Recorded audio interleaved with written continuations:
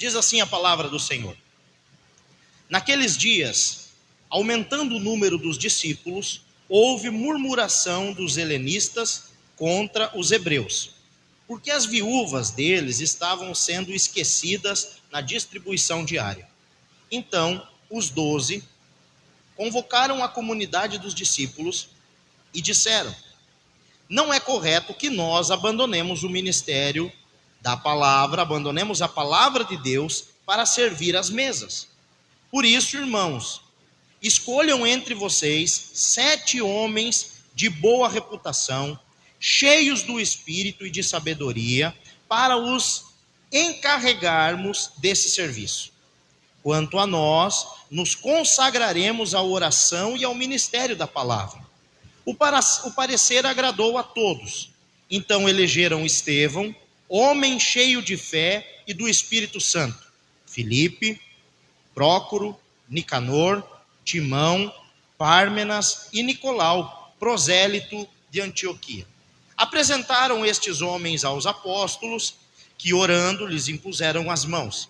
A palavra de Deus crescia e em Jerusalém o número dos discípulos aumentava. Também um grande grupo de sacerdotes obedecia à fé. Oremos. Pai, nós te agradecemos pela leitura da palavra, te agradecemos pelo privilégio que nós temos de estar aqui em liberdade de culto. Pedimos que o Senhor traga cativo o nosso entendimento nessa noite, para que nós venhamos compreender as verdades contidas aqui nesse texto. Fala conosco, assim nós oramos em nome do Pai, do Filho e do Espírito Santo. Amém. Irmãos, uma liderança eficaz para os nossos dias. Nós temos trabalhado esse tema na igreja, e se os irmãos têm prestado atenção, já são alguns cultos que nós temos falado sobre o que é ser um discípulo, como ser discípulo, sobre liderança. E esta é uma passagem importantíssima. Importantíssima. Primeiro, porque está nas Escrituras. Se você pegar o cenário da época, pergaminho e tinta eram coisas caríssimas. Caríssimas.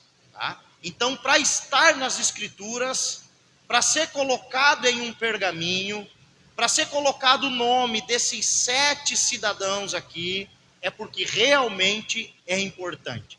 Pode parecer que não é uma grande coisa que está acontecendo aqui.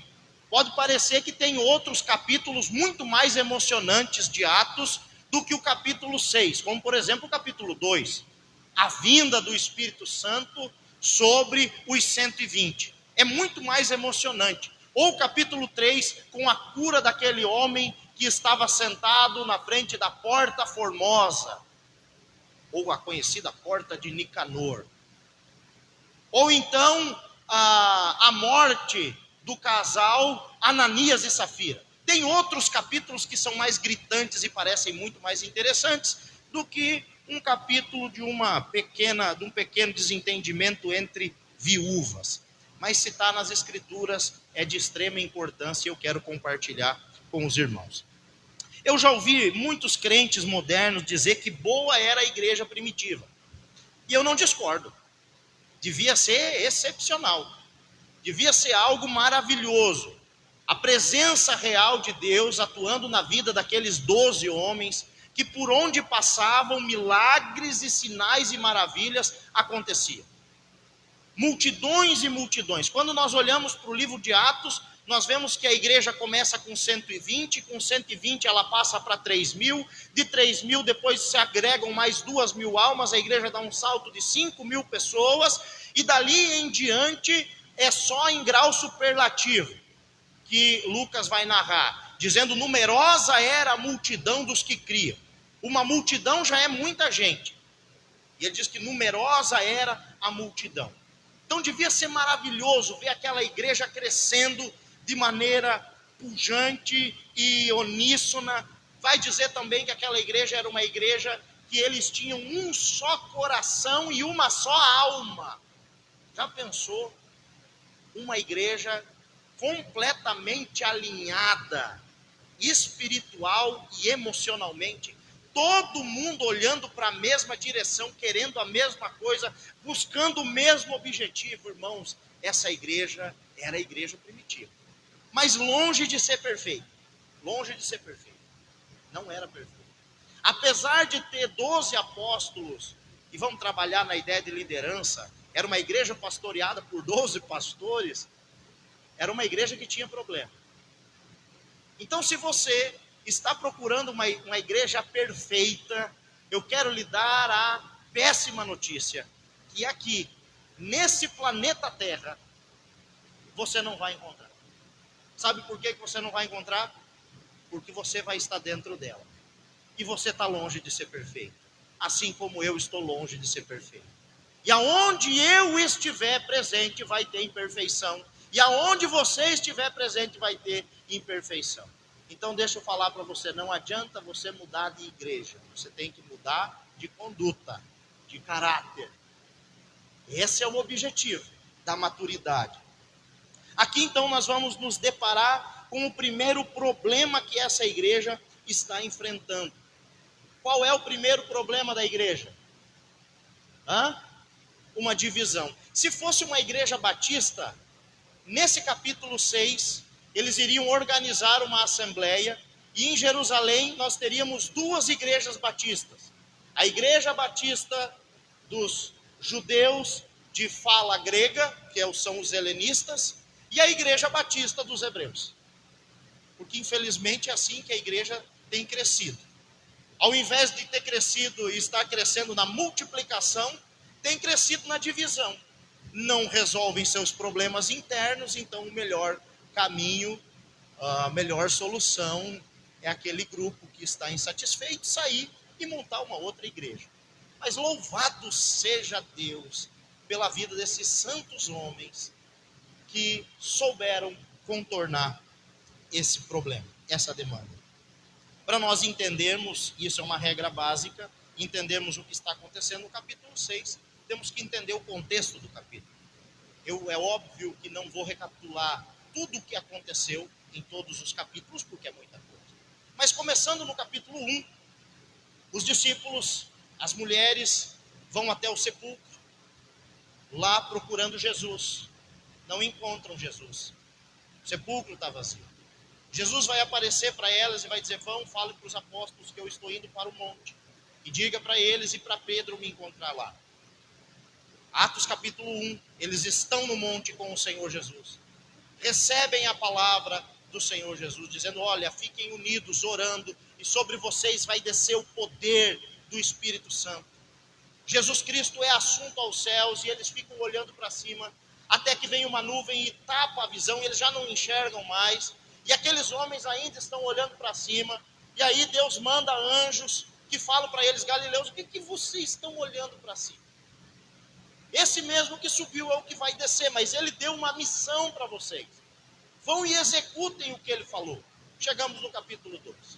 Festa de Pentecostes, uma das principais festas dos judeus. Os discípulos estão no cenáculo 120, orando, buscando a Deus.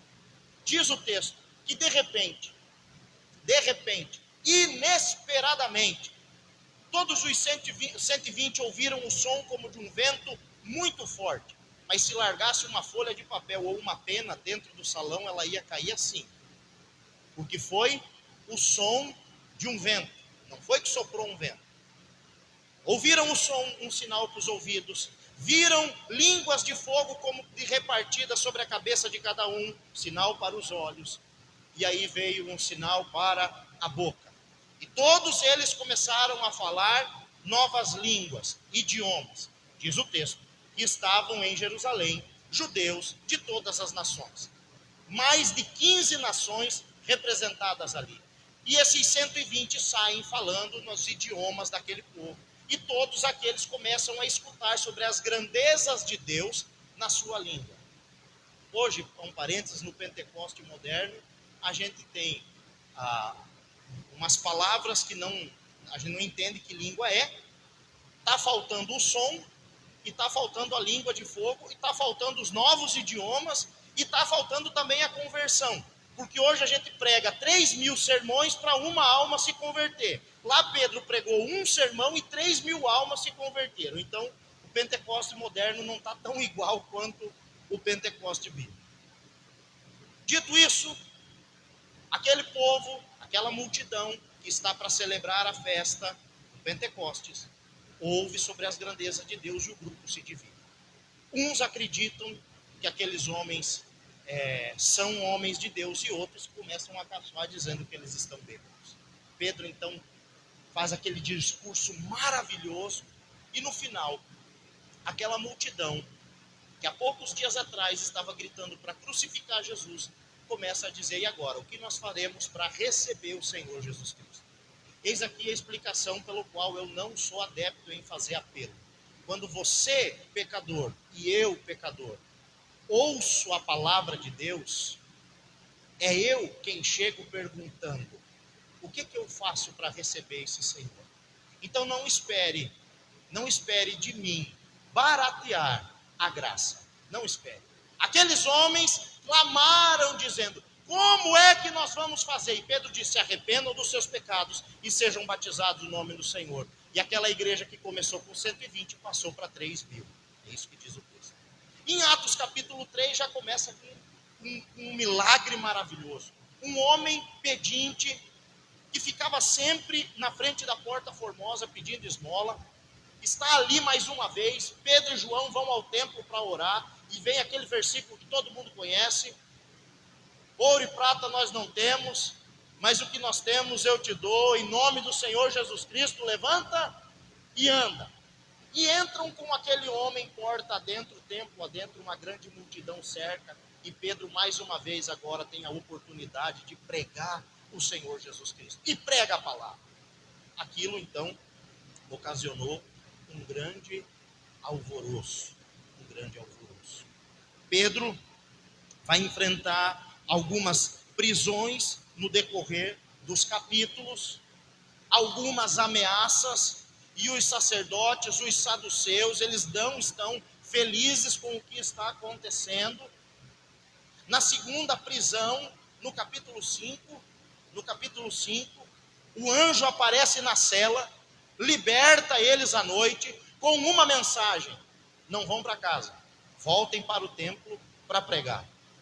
Amanhece o dia, vão buscar esses homens dentro da prisão. Cadê eles? Não estão aqui. Aonde estão? Estão no templo pregando. Reúne-se o sinédrio. Gamaliel vai intervir pela vida dos apóstolos, porque o sinédrio queria matar os apóstolos, e Gamaliel dá uma palavra ali, diz: olha, se isso for de Deus, vai para frente, e aí, se não for de Deus, isso vai fracassar, como tantos outros já fracassaram. Aqueles homens são mandados embora, mas não sem levar algumas chibatadas. 50, se não me falha a memória. Chicote de couro, irmãos. Diz o texto que esses homens saíram alegres depois de tomar uma surra, porque foram achados dignos de apanhar pelo Senhor Jesus Cristo. Quando eles chegaram lá, contaram para a igreja o que estava acontecendo. A igreja, em vez de se amedrontar, glorificou a Deus, e depois que eles terminaram de orar, tremeu aquele lugar. É nesse contexto de poder, de crescimento, de avanço, de ameaças, de perseguição, de prisões, de açoites, que os apóstolos param tudo o que estão fazendo e convocam a primeira reunião da igreja. Sabe por quê? Porque o que destrói uma igreja não são as perseguições externas, mas sim os problemas internos que não são resolvidos. Em nenhum momento eles pararam, em nenhum momento eles se amedrontaram, em nenhum momento eles pensaram em desistir quando estavam presos, enquanto estavam apanhando, enquanto estavam sendo ameaçados, em nenhum momento. Mas quando houve divisão dentro da igreja e um grupo começou a murmurar contra outro grupo, os apóstolos pararam tudo o que estavam fazendo para resolver aquele problema. Por que é que eles fizeram isso, irmãos? O próprio Senhor Jesus Cristo diz que um reino dividido não subsiste. Mateus 12, 25. Jesus, porém, conhecendo os seus pensamentos, disse-lhes: todo reino dividido contra si mesmo é devastado, e toda cidade ou casa dividida contra si mesma não subsistirá. Enquanto a igreja está sendo perseguida de fora para dentro, está ótimo, irmãos. Está ótimo. O problema é quando a coisa começa a acontecer aqui dentro e não é resolvida. Por isso os apóstolos pararam tudo para resolver aquele problema, que na primeira leitura pode parecer pequeno, mas se não resolvido, gera um problemão. Salomão vai dizer que assim é o estouro de uma barragem. Começa com um furinho pequeno, que não é tapado. E se você não tapa aquele furo, cada vez ele vai aumentando mais, ao ponto de romper a barragem e a desgraça ser muito grande. Então, nós vamos ver aqui que os apóstolos, na primeira oportunidade, quando eles notaram o problema, a demanda, eles pararam o que estavam fazendo e deram atenção para resolver este problema. Qual é, então, o problema aqui? Primeiro, não é um problema, mas ele surgiu com o crescimento. Versículo 1, veja aí: naqueles dias, aumentando o número dos discípulos, houve murmuração. Todo mundo quer que a igreja cresça, sim ou não? É óbvio. Todo mundo quer ver a igreja crescer, pessoas chegar, mas nós estamos preparados para a dor do crescimento? Estamos preparados para a dor do crescimento? Quem já fez reforma em casa sabe o que eu estou falando. Não, mas é só um banheiro. Jesus amado, a casa vira do avesso. E quebra aqui, suja e tá. Até ficar pronta é complicado. Assim é o crescimento. A igreja que quer crescer, e ela vai crescer, porém ela precisa estar madura para entender que com o crescimento vem as dores do crescimento. Essa igreja era uma igreja pastoreada por 12 apóstolos, que beberam direto da fonte, aprenderam 3 anos junto com Cristo, e mesmo assim era uma igreja que teve um problema que precisou ser resolvido. O crescimento rápido trouxe esse problema para dentro da igreja. Ou seja, qual era o problema aqui? Qual era o problema aqui? O problema era justamente o preconceito social. Os judeus, que são chamados de hebreus, porque eram aqueles da região ali da Palestina, nascidos ali, eles consideravam os outros judeus, porém que falavam na língua grega, como estrangeiros. E começou uma discriminação dentro da própria igreja. Dentro da própria igreja. Agora, há de se notar que existe uma preocupação de Deus. Deus separou o seu povo e para eles disse: olha, para os judeus falou o seguinte: cuidem dos pobres, dos órfãos e das viúvas. Leia os primeiros livros da Bíblia que você vai ver. Inclusive os cantos das lavouras era necessário ser deixado para que aqueles que não tinham condições pudessem colher espigas e não passar fome. A nação de Israel se preocupava com os menos favorecidos. E não foi diferente com a igreja. Não foi diferente. Veja que em Atos capítulo 2, versículo 44 e 45, diz assim: todos os que criam estavam juntos e tinham tudo em comum. Vendiam suas propriedades e bens, distribuindo o produto entre todos, à medida que alguém tinha necessidade. Lembra que eu falei? São 15 nações que estão ali representadas. 3.000 almas se achegam à igreja. Esse povo não vai voltar mais para casa. Eles estão ali. E agora a igreja que era de 120 passa para 3.000. Onde que eles vão comer? Aonde eles vão trabalhar? Aonde que eles vão morar? O que que esse povo vai fazer? E aí começou um movimento espontâneo no coração daqueles homens, que os que tinham mais foram vendendo suas coisas e distribuindo, para que ninguém passasse necessidade alguma. A igreja foi crescendo, e aqueles homens vendiam e traziam os recursos e depositavam aos pés dos apóstolos, Atos 4, versículo 34 e 35, para que os apóstolos distribuíssem aquele dinheiro conforme a necessidade daqueles homens. Então existia ali uma preocupação na igreja com a necessidade humana. Pô, irmãos, isso me chama muito a atenção. Infelizmente, não são todas as igrejas, e infelizmente não são todos os pastores. Eu falo porque Deus me deu a visão de trabalhar diferente. Nós, e quando falo nós, eu falo igreja a nível cristã. Nós nos unimos para comprar ar-condicionado, nós nos unimos para comprar som, nós nos unimos para comprar painel de LED, nós nos unimos para construir templo, nós nos unimos para comprar carro, nós nos unimos. Aí quando chega alguém na igreja que não tem condição de fazer uma cirurgia, a gente diz: eu vou orar.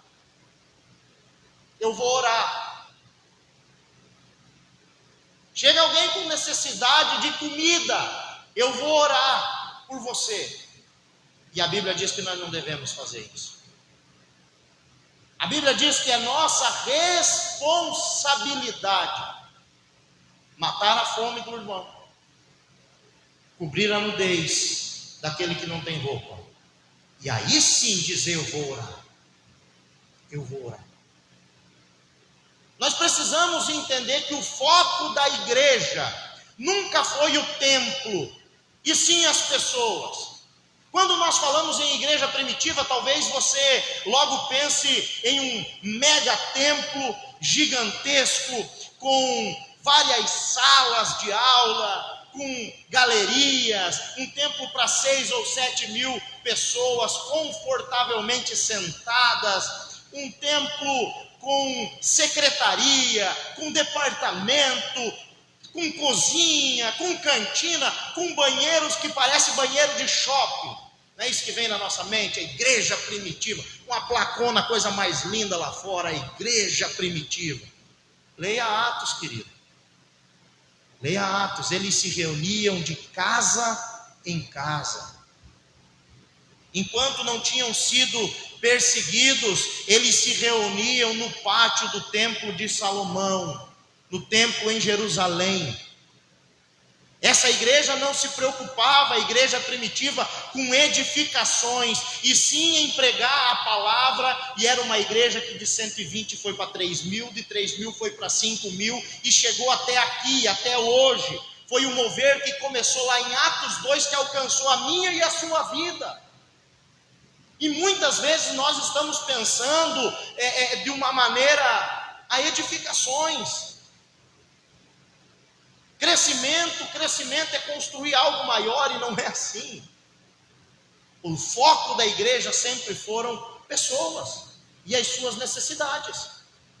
Por isso que quando surge essa necessidade aqui, os apóstolos param tudo o que eles estão fazendo e dizem o seguinte: olha, vamos resolver. Primeira lição prática desse texto, versículo 2. Então os 12 convocaram a comunidade dos discípulos e disseram: não é correto que nós abandonemos a palavra de Deus para servir à mesa. Um bom líder não lidera sozinho. Bom líder não lidera sozinho. O que eles fizeram? Convocaram a igreja. Ô meu irmão, uma igreja que não ouve os seus congregados é uma igreja que faz o quê? Uma igreja que não conhece a demanda, as dores das suas ovelhas, é uma igreja que vai chegar aonde? Então um líder não lidera sozinho, ele reúne o grupo. Qual é o problema? Qual é a dor? Qual é a necessidade? O que está acontecendo? Aonde nós queremos chegar? Nós estamos aqui no ponto A, nós queremos chegar até o ponto B. E aí, alguém tem alguma ideia? Vamos resolver esse problema? Ô meus irmãos, a palavra do Senhor nos diz que na multidão dos conselhos há bom êxito nos projetos, mas onde não há conselho, os projetos fracassam. Nós precisamos ouvir o nosso povo. os apóstolos reuniram os discípulos e falaram: e aí? Nós vamos ter que resolver esse problema. Nós precisamos resolver. Reuniram os 12 reuniram a igreja e ouviram as suas queixas. Como eu disse, a igreja de Atos, ela cresceu de uma maneira exponencial. Em Atos capítulo 4, quem fazia essa parte financeira da igreja, da secretaria da igreja, eram os próprios apóstolos. Possivelmente aqui em Atos capítulo 6, por haver discussão entre os judeus, hebreus e os helenistas, os apóstolos já não estavam mais dando conta e terceirizaram essa secretaria, terceirizaram esse ministério. E é difícil. Imagine como que era essa distribuição de alimentos sem um templo, era de casa em casa. Como que eles faziam isso? Era muito trabalho. E aconteceu esse problema. Os apóstolos então reuniram aquele povo e falaram: olha, nós precisamos resolver essa demanda. Contudo, nós os 12 não podemos abandonar o ministério da palavra. Não podemos. Por quê? Porque aquela igreja estava crescendo e continuava crescendo, porque os apóstolos estavam no ministério da palavra. Oh, meus irmãos, tem espaço para todo mundo trabalhar. Como eu conheço pastores que estão completamente sobrecarregados. E aí é uma via de mão dupla. Porque de um lado eu conheço homens que estão sobrecarregados porque não gostam de compartilhar a liderança. No subconsciente deles, ninguém vai fazer melhor do que eles. Ninguém administra melhor do que eu, ninguém canta melhor do que eu, ninguém toca melhor do que eu. E eu conheço pessoalmente pastores que cantam, tocam, dirigem assembleia, estão como líder de vários departamentos na igreja. Por quê? Porque não confia no povo que Deus lhe confiou, lhe concedeu. É o homem bombril. E aí como é que ele está? Sobrecarregado, desanimado. Como é que é o púlpito dessa igreja? Fraco. Quando surge uma demanda lá fora, quando surge uma moda nas redes sociais, quando se levanta alguém com qualquer vento de doutrina, leva aquela igreja, arrebanha aquele povo, porque não tem um ministério de ensino forte. O cara está atuando em 10 áreas, em 10 frentes, mas não está fazendo bem feito em nenhuma, principal naquela que Deus o chamou para trabalhar. E de outro lado nós temos igrejas que adoram sobrecarregar seus pastores. Pensa que o pastor é Uber, pensa que o pastor é pedreiro, engenheiro, eletricista, tudo. Não é assim que funciona. Quando houve esse problema, os apóstolos reconheceram que tinha um problema e falaram: olha, nós estamos aqui para apoiar, mas nós não vamos abandonar aquilo para qual Deus nos chamou. Vocês são capazes de resolver essa questão. Então talvez você, meu querido irmão, que está aqui e está vendo alguma demanda, quem sabe não é você a solução para essa demanda. Quem sabe você está vendo o que ninguém mais está vendo, porque Deus quer que você se posicione nessa área. Nós precisamos vestir a camisa e entender que tem coisas que eu vou conseguir, eu vou ser bênção para fazer. E tem áreas também que eu não vou ser bênção ali. Aí os apóstolos falaram: ó, nesse departamento nós não vamos trabalhar. Nós precisamos manter a calma e ficar onde nós estamos. Então os 12 convocaram a comunidade dos discípulos e disseram: não é correto que nós abandonemos a palavra de Deus para servir à mesa. Eles não estavam dizendo que aquilo era inferior ou que eles eram superiores, não é isso. Mas é uma questão de vocação, é uma questão de prioridade. Nós vamos continuar no nosso chamado. Segundo lugar, nós vemos aí umas soluções criativas, versículo 3. Por isso, irmãos, escolham entre vocês 7 homens de boa reputação, cheios do Espírito Santo e de sabedoria, para os encarregarmos deste serviço. Com o surgimento de novas demandas, foi necessário expandir a liderança. Ô meus irmãos, eu conheço igreja que tem 50 membros e 52 departamentos. Está sobrando 2 departamentos. Tem membro, tem mais departamento na igreja do que membro.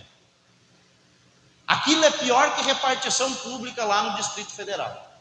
É ministro para tudo que é lado. Quando vão mandar, eles não têm como mandar, porque é todo mundo líder, né?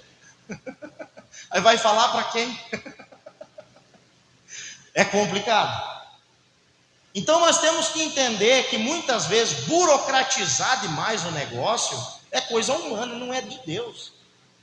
Deus resolve as coisas sempre do jeito simples, irmãos. Aonde está acontecendo uma desgraça, o Senhor Jesus Cristo diz: não, chega, fica calma, para, ela está só dormindo.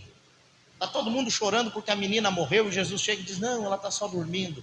E Jesus dá uma palavra, menina, levanta, ela pega e levanta. Onde Jesus chega, ele resolve com leveza, não precisa desse estresse. E muitas vezes nós burocratizamos demais o sistema. O meu irmão Batista gosta de marcar reunião para marcar reunião. Eu não suporto isso. Marcar uma reunião para marcar outra reunião. Não resolve nada. Vem numa reunião e começa com nós temos esse problema. Levanta 25 problemas ao redor daquele, não resolve nenhum. Veio para a reunião com um problema e volta para casa com 26. E aí com mais outra reunião marcada para não resolver, e assim vai para frente. Nós precisamos simplificar. Surgiu uma demanda, a gente cria um ministério. Foi o que aconteceu aqui. E alguns estudiosos vão dizer que aqui é o surgimento, então, do ministério diaconal. Mas por quê? Porque houve demanda. Houve demanda, a igreja cresceu, precisou-se de homens e mulheres. Mas não foi de qualquer maneira.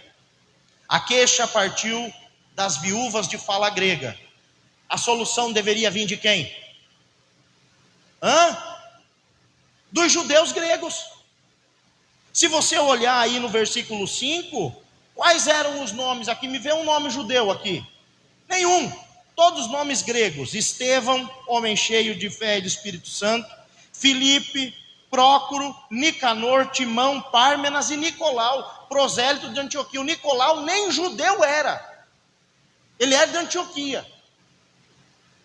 Então, mais uma vez vou dizer, você está vendo alguma demanda? Alguma necessidade? A solução pode sair de você, meu querido, que está vendo a demanda. Você é do time que critica ou é do time que resolve? Os discípulos reuniram aquela turma e falaram: o problema é com eles, então procurem deles lá 7 homens para resolver esse problema. Mas não é qualquer pessoa, não, também não.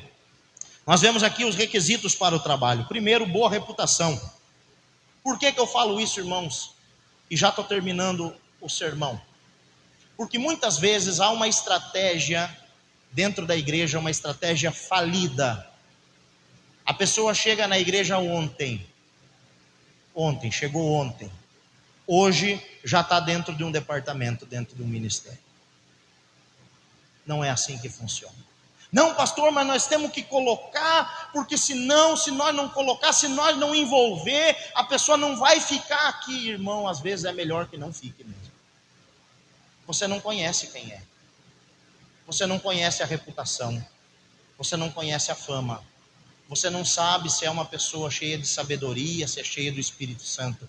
E para trabalhar na igreja, em qualquer departamento da igreja, precisa passar por esse requisito aqui. Primeiro, boa reputação. Pessoas que passaram pelo teste do tempo. O que é boa reputação? É quem já viveu o suficiente para ter testemunho de outros. Boa reputação você não constrói de você mesmo, você não fala de você mesmo. Quem engrandece a si mesmo é bobo. Desculpa falar. Você falar bem de você mesmo, meu irmão, não tem valor nenhum. Você não precisa se menosprezar e falar mal, mas deixa que os outros falem. Isso é reputação. Ter boa reputação é ter passado pelo teste do tempo, é ter bom testemunho, é ter uma história aprovada. Não confunda boa reputação com perfeição, porque perfeito ninguém vai ser. Mas inclusive uma pessoa que erra e tem boa reputação, ela se arrepende, ela pede perdão. Às vezes aquela pessoa é explosiva, mas ela tem boa reputação, apesar do seu comportamento. Porque às vezes ela erra, ela explode, ela fica nervosa, mas em seguida ela reconhece que está errado, vai lá, pede perdão.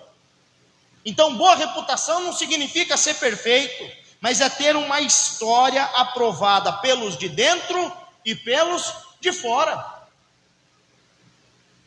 Eu já fui em igreja, meus queridos, e no final do culto, cumprimentando os irmãos, pensa numa benção, fui pregar nessa igreja, e eu fiquei hospedado num hotel, e depois na recepção do hotel, conversando com um senhor lá, ele falou: o senhor é pastor? Eu falei: sou. Que bênção, vai ficar muitos dias? Eu falei: vou ficar mais um dia, estou pregando na igreja tal. Ele falou: meu Deus do céu. Quando ele falou assim, aquilo me gelou. Eu falei: graças a Deus que eu não sou o pastor da igreja. E aí o homem começou a falar. O cara que mais me tratou bem, deu um calote tão grande nesse homem. Tão grande. O que adianta você ter boa fama dentro da igreja e lá fora não ter fama nenhuma? Ou pelo contrário, ter uma fama de negligente, ter uma fama de mal pagador. Então aqui os apóstolos reuniram e falaram: olha, em primeiro lugar, para trabalhar, precisa ter uma boa fama. Os de dentro e os de fora. Essa pessoa precisa ter uma reputação. Ter uma boa reputação é ser aprovado não só pelos de dentro, mas pelos de fora. Alguém que envergonha o evangelho não é uma pessoa para estar dentro dos ministérios da igreja. É para estar dentro da igreja, mas não trabalhando à frente da igreja. Não pode, não pode. De maneira nenhuma. Uma pessoa de boa fama é alguém ético, bem visto, honesto e leal. Um obreiro aprovado, disse o apóstolo Paulo, de que não tem do que se envergonhar. Em segundo lugar, cheio de sabedoria. A sabedoria se relaciona com o conhecimento, mas não é apenas isso. Eu conheço pessoas que são sábias e que nunca leram um livro, não sabem assinar o próprio nome, e têm uma sabedoria gigantesca. Do mesmo modo, conheço pessoas sábias, inteligentíssimas, que leem centenas de livros no ano e são pessoas extremamente sábias. A sabedoria não inclui apenas o conhecimento, mas uma habilidade e o julgamento para aplicar o conhecimento que tem, conforme as circunstâncias da vida vão sendo necessárias. Tem gente que sabe, mas não sabe aplicar, não sabe ensinar. É inteligente, mas quando vai te dar uma palavra, é uma patada, não é uma palavra. Provérbios 8:11, porque a sabedoria é melhor do que as joias, e tudo o que se possa desejar não se compara a ela. Meus irmãos, uma pessoa sem sabedoria, num ministério que vai tratar com pessoas, é terrível. É terrível. Para lidar com bicho, você precisa de conhecimento. Para lidar com máquinas, com processos, com papéis, você precisa de conhecimento. Mas para lidar com gente, você precisa de sabedoria. Sabedoria. Em terceiro lugar, cheio do Espírito Santo. E aí, para ser um líder eficaz, não basta ter apenas uma boa reputação ou ser sábio. É preciso ser cheio do Espírito Santo. E como são difíceis encontrar líderes com esses requisitos. Porque às vezes a pessoa tem uma boa fama. É uma pessoa justa, íntegra, honesta, provada dentro e fora da igreja, mas não tem empatia nenhuma. É bruto, é bruta, é grosseiro, não sabe falar, quando fala fere. O que adianta? Não adianta para nada. Do que serve também uma pessoa empática, que se compadece, que tem um coração gigantesco, mas não tem boa reputação? Por isso a peça fundamental aqui é que todo líder precisa ser cheio do Espírito Santo, porque é impossível uma pessoa cheia do Espírito Santo ser caloteira. É impossível uma pessoa cheia do Espírito Santo ser grosseira com o outro. É impossível uma pessoa cheia do Espírito Santo ter o coração duro, ser negligente. É impossível. É impossível. Então, para trabalhar na igreja, precisa ser cheio do Espírito Santo. Meus irmãos, muitas vezes nós valorizamos o diploma, a capacidade. Eu já vi isso acontecer, principalmente em ministério de louvor. Quantas vezes chegava alguém novo na igreja que tocava loucamente, irmão. Nossa vida, tocava numa roda de violão, no outro culto já estava no altar. Passava-se uma semana, 15 dias, 30 dias, descobri que o cara estava dormindo com a namorada, e dali um pouco descobria que já estava grávida, e que tinha filho em outra cidade, e era aquela bagunça, e estava no altar tocando e ministrando, e a igreja chorando. Opa! E o fingimento pegando legal. Emocionado. E às vezes, gente dentro da igreja, participando de todos os cultos, nas orações da madrugada, não tinha oportunidade nem para fazer oração silenciosa dentro da igreja. Não, porque o fulano toca melhor, porque o Beltrano tem não sei o quê. Meus irmãos, para a liderança da igreja não funciona assim. É necessário ter boa reputação, é necessário ser cheio do Espírito Santo, é necessário ser cheio de sabedoria. A nossa liderança tem que estar baseada nesses 3 pontos. E eu concluo dizendo então, terceiro lugar, a solução do problema trouxe crescimento. Versículo 7. A palavra de Deus crescia e em Jerusalém o número dos discípulos aumentava. Também um grande grupo de sacerdotes obedecia à fé. Aqueles que no começo mais estavam perseguindo, agora estavam obedecendo à fé. Quando nós, baseados na palavra de Deus, agimos com coerência, a igreja volta a crescer, a coisa volta a funcionar. Os apóstolos ficam no ministério da palavra e os diáconos vão servir à mesa. E não é isso que um é maior e o outro é inferior, não. Cada um no seu departamento, honrando e glorificando o nome do Senhor, e importa que o nome do Senhor seja glorificado. Eu quero dizer para você, meu irmão, que tem espaço para você trabalhar. Tem espaço para você trabalhar. Pastor, eu ainda não me encaixo dentro desses requisitos. Você está no lugar certo. Você está no melhor lugar para Deus treinar a sua vida, para Deus transformar a sua vida. E depois você entrar para trabalhar. Deus está convocando verdadeiros adoradores que o adorem em espírito e em verdade. Há espaço para você trabalhar, mas você precisa entender. Você precisa entender que não é de qualquer jeito. Não é de qualquer maneira. Como eu tenho dito, a igreja está aberta para todos, mas jamais vai estar aberta para tudo.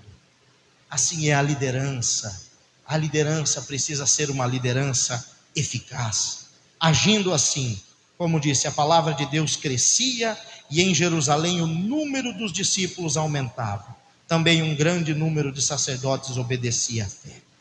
Concluo dizendo que Jesus Cristo já morreu pela igreja.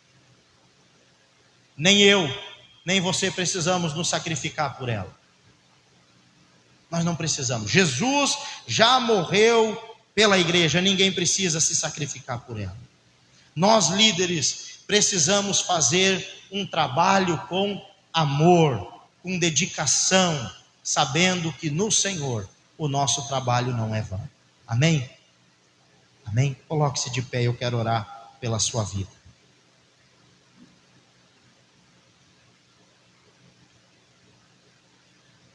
Antes de orar, eu quero lhe fazer uma pergunta. para que você saia com essa pergunta na sua cabeça, e após essa oração nós já estamos dispensados. Responda para você mesmo: você é do time que murmura ou você é do time que resolve? Você é do time que murmura ou você é do time que resolve? Nós estamos precisando de pessoas que resolvam e não só que murmurem. Feche seus olhos e eu quero orar pela sua vida. Bendito Deus e Pai, louvado e engrandecido seja o teu nome.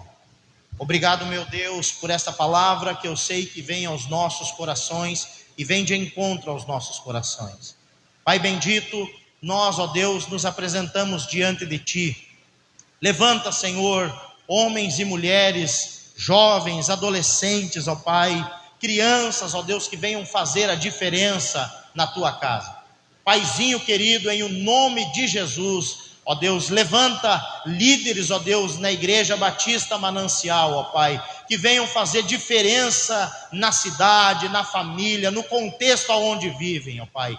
Ó Deus, que a Igreja Batista Manancial venha ser referência, Pai. Que a Igreja Batista Manancial venha crescer, ó Deus, como nunca cresceu, ó Pai. Que a Igreja, Senhor Jesus, venha proclamar a Tua palavra e que nós, ó Deus, venhamos ser, ó Deus, instrumentos nas Tuas mãos, Pai. Assim nós oramos em o nome do Senhor Jesus Cristo. E a Igreja diz: amém.